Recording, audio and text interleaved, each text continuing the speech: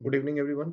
चलिए आज स्टार्ट करते हैं हम ट्रांसपोर्ट ऑफ गैसेस में। सबसे पहले ट्रांसपोर्ट ऑफ ऑक्सीजन। अब ऑक्सीजन किस तरह से ट्रांसपोर्ट होती है, हम सभी जानते हैं कि मैक्सिमम हिस्सा जो है, मैक्सिमम शेयर जो ऑक्सीजन का है, around 97%, it is transported as oxy haemoglobin in blood and only 3% is transported as dissolved form। देखिए, ब्लड के अंदर प्लाज्मा है, प्लाज्मा में ये डिसॉल्व्ड फॉर्म में सिर्फ थोड़ा सा हिस्सा, ओनली 3%। लेकिन बाकी जो मैक्सिमम हम बात जिसकी करने वाले हैं वो क्या है, 97% की बात करेंगे हम, जो ऑक्सी हीमोग्लोबिन की फॉर्म में ब्लड के अंदर ट्रांसपोर्ट होती है।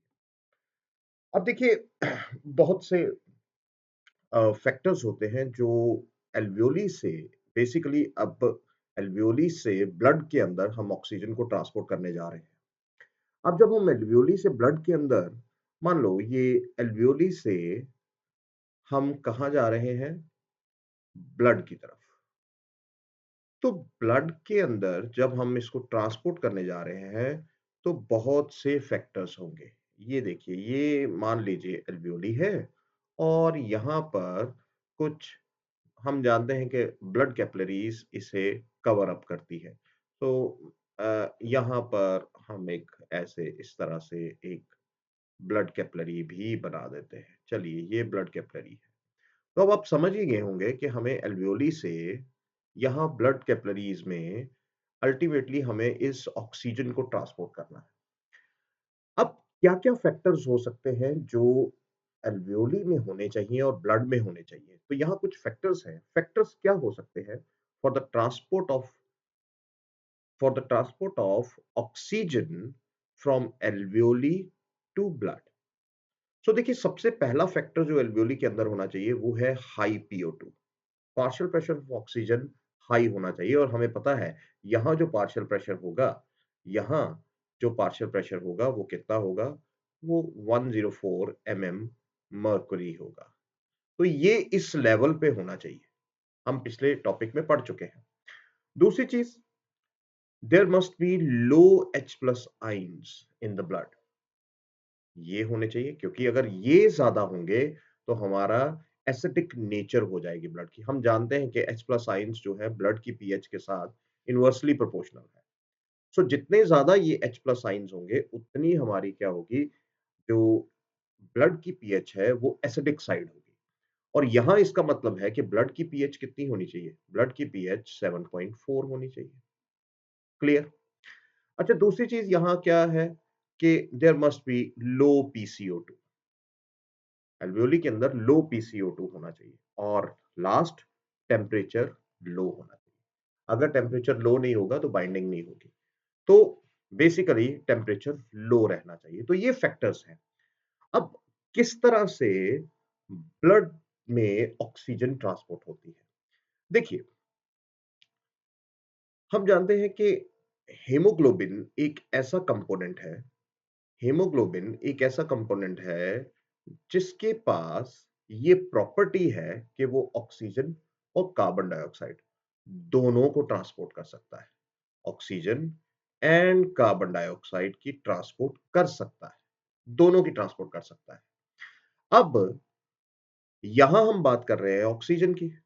हालांकि कार्बन डाइऑक्साइड के लिए इसकी एफिनिटी बहुत ज्यादा होती है। So for affinity is about 20 to 25 times more than oxygen. अब बात हम बाद में करेंगे। तो यहां हम पहले ऑक्सीजन की ट्रांसपोर्ट को समझते हैं। तो यहां आप एक पॉइंट देख रहे हो कि एफिनिटी जो है वो 20 से 25 गुना ज्यादा होती है। लेकिन अब फैक्टर्स ऐसे हैं, फैक्टर्स हमने जो यहां बात की, फैक्टर्स ऐसे हैं कि ये फेवर कर रहे हैं ऑक्सीजन की बाइंडिंग के लिए। तो हीमोग्लोबिन के साथ ऑक्सीजन की बाइंडिंग जो है वो यहां हो जाएगी ड्यू टू दीज फैक्टर्स। अब वो बाइंडिंग किस तरह से होगी, जरा हम समझने की कोशिश करते हैं। देखो, जब हम बाइंडिंग की बात करते हैं तो यहां haemoglobin molecule, each haemoglobin molecule, अब आप इसके बारे में थोड़ा सा जान लें। देखिए, हेमोग्लोबिन मॉलिक्यूल एक मेटालोप्रोटीन है, एक मेटालोप्रोटीन है। अब इसके पास क्या प्रेजेंट होता है? It consist of two components, दो कंपोनेंट इसके पास होते हैं। एक कंपोनेंट क्या है? अगर हम एक कंपोनेंट की बात करें तो एक कंपोनेंट इसके पास क्या है? It consist of a non protein part, non protein part. और वो नॉन प्रोटीन पार्ट क्या है? हेम। नॉन प्रोटीन पार्ट इसके पास हेम है, और इसके पास एक प्रोटीन पार्ट है, और वो प्रोटीन पार्ट क्या है? ग्लोबिन। क्लियर? अब जब हम यहां पर ऑक्सीजन की बाइंडिंग की बात करते हैं तो oxygen binding takes place with heme protein, heme non protein part, इस हेम के साथ। और इस हेम के पास क्या होता है? इसके पास it consist of ferrous ions, Fe2+। ये एक इंपॉर्टेंट पार्ट याद रखिएगा, Fe2+ इसके पास होता है। अब हर एक हेम के पास अल्टीमेटली एक फेरस आइन है, और ये फेरस आइन की एक प्रॉपर्टी है, it can bind with oxygen molecule. So कितने हेम पार्ट्स होते हैं? कितने हेम नॉन प्रोटीन पार्ट्स होते हैं? There are 4 heme groups. यहां पर 4 हेम ग्रुप्स होते हैं, और वो 4 हेम ग्रुप्स जो है, अल्टीमेटली आप समझ सकते हैं, अगर एक हेम ग्रुप के साथ एक Fe2+ है तो 4 के पास कितने होंगे? We have 4 Fe2+ ions. और ये 4 Fe2+ आइंस के साथ अगर एक के साथ एक ऑक्सीजन जुड़ रहा है तो 4 के साथ कितने जुड़ेंगे? 4 ऑक्सीजन मॉलिक्यूल्स जुड़ जाएंगे। तो यहां ये जो एक सिंपल सा फंडा है, वो सिंपल सा फंडा क्या है कि यहां पर हेमोग्लोबिन के पास जब 4 हेम ग्रुप्स हैं तो यहां पर 4 ऑक्सीजन मॉलिक्यूल इसके साथ जुड़कर ultimately there is saturation of hemoglobin and it forms Hb4O8, means this is the oxyhemoglobin, oxyhemoglobin। तो मोटा मोटा फंडा ये है कि यहां पर जो 97% ऑक्सीजन है वो एज ऑक्सीहेमोग्लोबिन ट्रांसपोर्ट होती है। अब हेमोग्लोबिन का स्ट्रक्चर तो ऐसा है कि उसके पास 4 हेम है, जुड़ रहे हैं। हमने फैक्टर्स भी देखे कि फैक्टर्स कौन से हैं।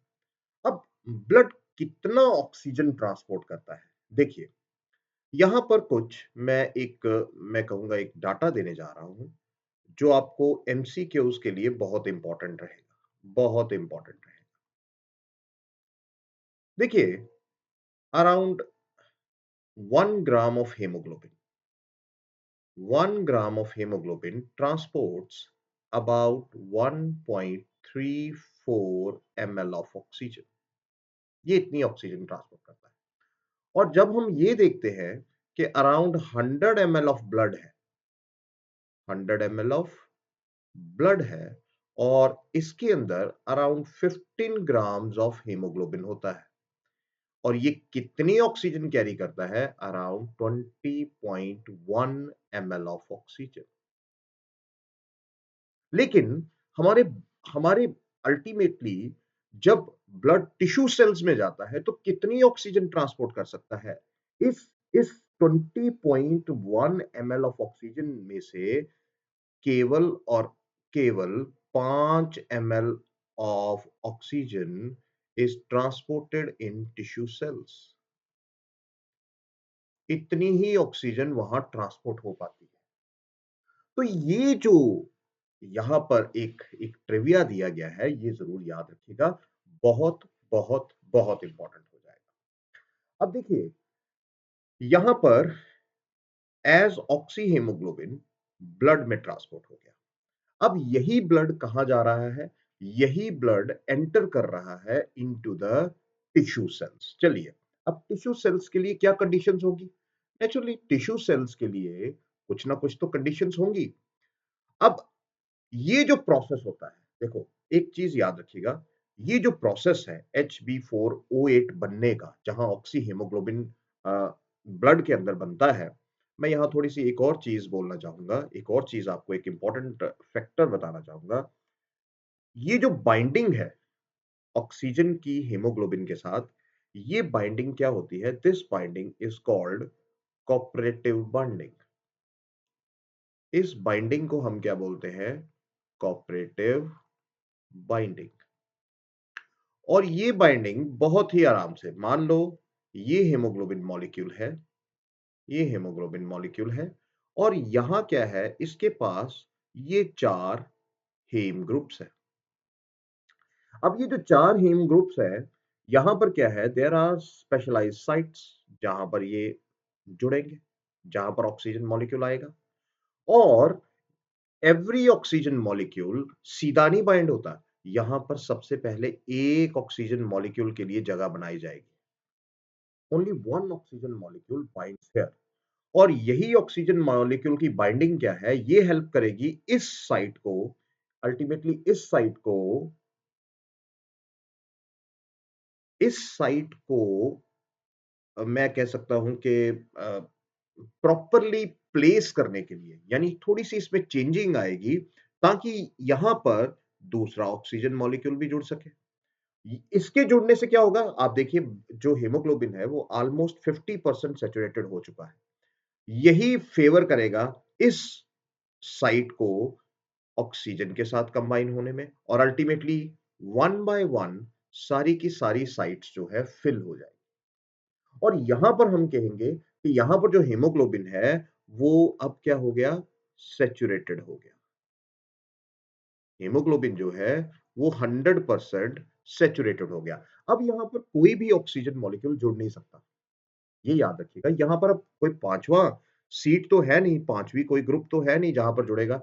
सिर्फ एक हीमोग्लोबिन मॉलिक्यूल के साथ सिर्फ 4 ही ऑक्सीजन मॉलिक्यूल जुड़ सकते हैं। तो इस तरह की ये जो बाइंडिंग होती है, जो आपस में मिलजुल कर की जाती है, उसे हम कहते हैं कोऑपरेटिव बाइंडिंग। हालांकि ये जो बाइंडिंग होती है थोड़ी वीक होती है, ये डिपेंड करती है फैक्टर्स के ऊपर। कौन सा फैक्टर होगा, क्या होगा, वो सारी चीजें यहां पर आपको जानने को मिलेगी। अब जब ऐसा हो गया, ऑक्सी हीमोग्लोबिन चल पड़ा, अब कहानी शुरू होती है कि अब आगे जब यही सैचुरेटेड पार्ट अल्टीमेटली कहां एंटर करेगा? अब टिश्यू सेल्स में जाना है इसने। अब टिश्यू सेल्स में अगर इसको एंटर करना है तो क्या होगा? कंडीशंस क्या होंगी टिश्यू सेल्स की? देखिए, बिल्कुल हम कहेंगे ऑपोजिट कंडीशंस होंगी। वो ऑपोजिट कंडीशंस क्या होंगी? आप यहां देख सकते हैं। ऑपोजिट कंडीशंस क्या हो सकती हैं टिश्यू सेल्स में? कि वहां पर जो ऑक्सीजन का पार्शियल प्रेशर है, दैट मस्ट बी लो पीओ2 होना चाहिए, क्योंकि लो पीओ2 होगा तभी तो अनलोडिंग होगी। क्योंकि पहले हमने क्या की? यहां पर हमने जब ऑक्सी हीमोग्लोबिन बनाया है, that is the loading of oxygen. लेकिन अब हमें उस लोडिंग ऑफ ऑक्सीजन को अनलोड करना है। वो जो ऑक्सीजन हमारे साथ ऑक्सी हीमोग्लोबिन के पास है, उसे अनलोड करना है, और अनलोड कहां करना है? टिश्यू सेल्स में करना है। तो इसलिए कंडीशंस टिश्यू सेल में क्या होंगी? आप जानते हैं मेटाबॉलिक एक्टिविटीज टिश्यू सेल्स में चलती रहती है, और जब इस तरह से होता है तो अल्टीमेटली वहां पर क्या है? You know, there there is low PO two. Condition ये है, वहां नेचुरली कार्बन डाइऑक्साइड का लेवल जो है वो हाई होगा, क्योंकि ऑक्सीडेशन ऑफ फूड हो रही है और मेटाबॉलिक एक्टिविटीज हो रही है। तो पीसीओ2 का लेवल वहां हाई होगा, ये कंडीशन याद रखिएगा। और अगर पीसीओ2 का लेवल हाई होगा, there is high H plus ion. अब ये जो तीनों कंडीशंस है, ये तीनों कंडीशंस फेवर करती है कि वो हेमोग्लोबिन के ऊपर से ऑक्सीजन को धक्का देंगी और ऑक्सीजन की अनलोडिंग करेंगी। बात समझ में आई? ये तीनों कंडीशंस क्या करेंगी? Ultimately they favour the unloading of oxygen from oxy haemoglobin. चलिए आगे समझते हैं। अब यहां पर ये हम इस प्रोसेस को हम बोल चुके हैं, हम कह चुके हैं कि ये that is loading. This is loading of oxygen. अब इसकी अनलोडिंग होनी है टिश्यू सेल्स में, और टिश्यू सेल्स के फैक्टर्स हम बोल चुके हैं। अब होगा क्या कि ये जो H प्लस साइंस है, H plus ions ultimately what they do, they favor the unloading, वो इसकी अनलोडिंग में हेल्प करेंगे। H प्लस साइंस की कॉन्सेंट्रेशन इसकी अनलोडिंग में हेल्प करेगी। ये हेमोग्लोबिन के पास जाएंगे और कहेंगे it's now my time, so please be unseated. ये यहां से एक एक करके ऑक्सीजन मॉलिक्यूल जो है वो टिश्यू सेल्स के अंदर, ये टिश्यू सेल है, मान लेते हैं दिस इज ए सेल, और यहां पे इसकी अनलोडिंग होती जाएगी वन बाय वन। तो एक तरह से अब जो ऑक्सी हेमोग्लोबिन है वो खाली हो गई उसकी सीट्स। लेकिन अब यहां पर हम जानते हैं कि यहां पर एक और जिसकी पीसीओ, जिसकी कॉन्सेंट्रेशन बहुत ज्यादा है, वो है PCO2। अब PCO2 नेचुरली, अब हम जानते हैं कि ऑक्सी हेमोग्लोबिन जो है जैसे ही जाएगा तो कार्बन डाइऑक्साइड की एफिनिटी है, वो हेमोग्लोबिन के साथ बहुत जल्दी बाइंड कर जाएगा।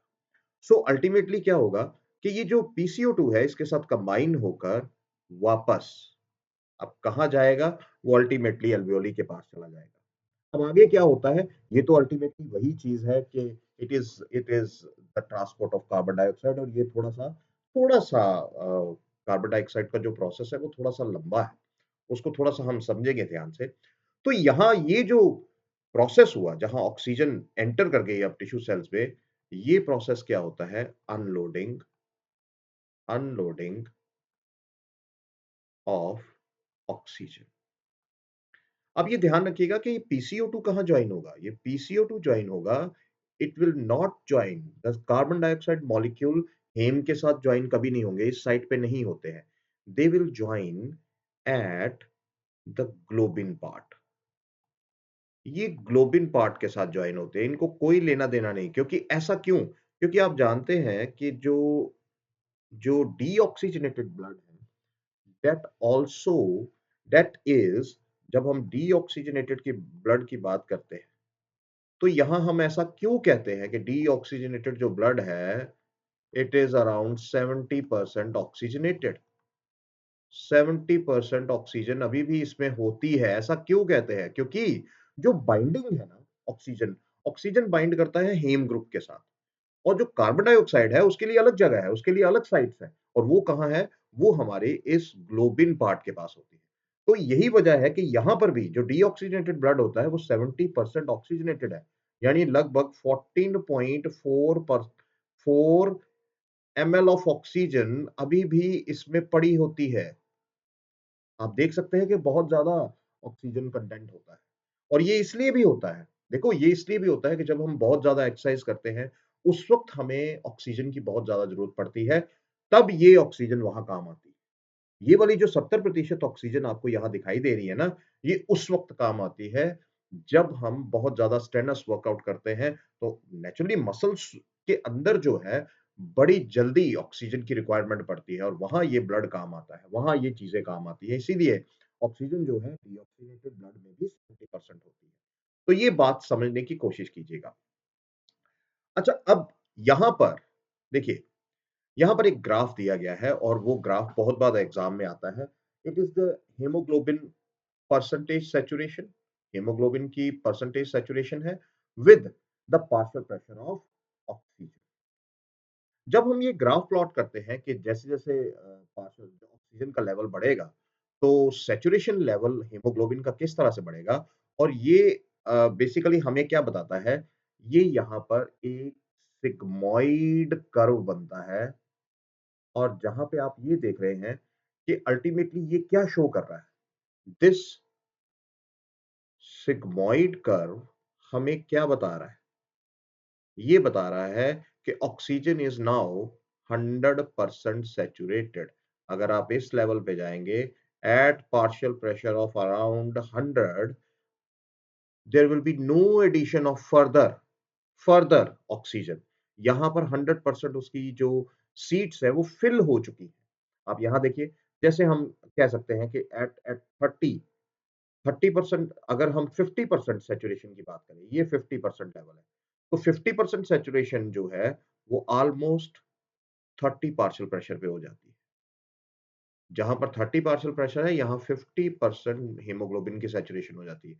जैसे-जैसे ये बढ़ता जाएगा, जैसे-जैसे आप देखिए पार्शियल प्रेशर बढ़ता जाएगा, वो अल्टीमेटली आप देख सकते हैं कि ये ग्राफ जो है, वो सिग्मॉइड की शक्ल ले लेगा। तो आप ये कह सकते हैं ये थोड़ा-सा, मैं अगर इसको, अगर ये धीरे-धीरे, धीरे-धीरे इस तरह से चलते जाऊँ, ये 50% हुई और थोड़ा-सा इसको लेते जाऊँ, लेते जाऊँ, लेते जाऊँ और अल्टीमेटली ऐसे ले जाऊँ, तो ये भी कर्व सही होगा। ये कर्व ज़्यादा बेटर है, सिग्मॉइड कर्व। तो आप ये जान लीजिए कि बेसिकली ये सिग्मॉइड कर्व जो है, ये यही चीज़ बताता है, the percentage saturation of haemoglobin with the partial pressure of oxygen. तो ये भी एक हमेशा याद रखिएगा, सिग्मॉइड कर्व। तो यहाँ पर हमें अब अल्टीमेटली ये चीज़ समझ आ रही है कि किस तरह से ऑक्सी हीमोग्लोबिन जो है वो ब्लड के अंदर ट्रांसपोर्ट होती है और हमारे टिश्यू सेल्स के अंदर एंटर करती है। यहाँ पे कुछ फैक्टर्स भी हमने बात की और इस 97% की बात की, और हम यहाँ ये भी जानते हैं कि ये कुछ डाटा जो हमने यहाँ किया, इसको भी आप याद रखिएगा, ये इम्पोर्टेंट पॉइंट है। किस तरह से ये रिएक्शन होती है, किस तरह से कहाँ पे, और ये याद रखिएगा कि Fe2+, Fe3+ नहीं, फेरिक नहीं, फेरस। तो अगर ये भी डाटा, ये भी जो पॉइंट है, ये इम्पोर्टेंट है। इसके बाद कोऑपरेटिव बाइंडिंग होती है। हमने बता दिया कोऑपरेटिव बाइंडिंग क्या है, और लोडिंग ऑफ ऑक्सीजन उसे हम कहते हैं, और फिर इसको अनलोड किया जाता है, अनलोडिंग ऑफ ऑक्सीजन होती है और कार्बन डाइऑक्साइड उसके साथ जुड़ेगी, लेकिन अल्टीमेटली हम ये जानते हैं, हमने ये कहा कि वो ग्लोबिन पार्ट पे जुड़ेगी। और डीऑक्सीजनेटेड ब्लड कितने परसेंट सैचुरेशन होती है, क्या अमाउंट ऑफ ऑक्सीजन उसके अंदर होती है, ये भी हमने बात की। तो आई होप आप इस लेक्चर को एंजॉय करेंगे, और इसमें वो सारी चीजें दी गई हैं जो एक एग्जाम को क्वालिफाई करने के लिए बेसिकली चाहिए। So do like, share and subscribe. Thank you very much.